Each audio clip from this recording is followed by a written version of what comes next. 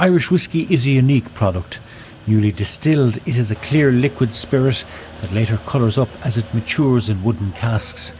Protected with EU geographic indication status, it must be distilled and matured on the island of Ireland to be called Irish whiskey.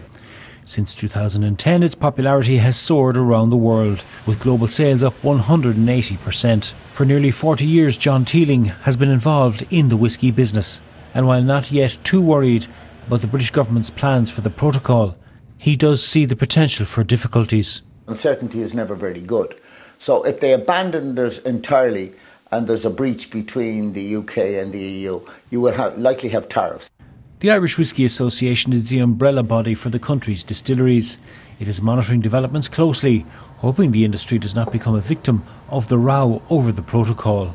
We operate as a single industry across the island.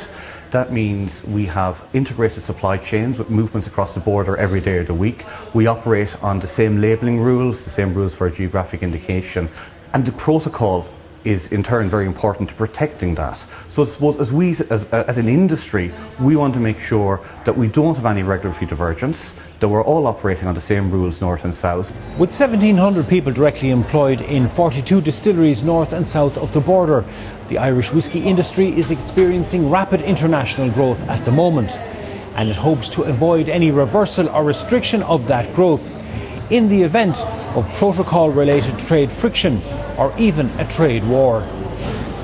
Joe McGraley, RTE News, Dublin.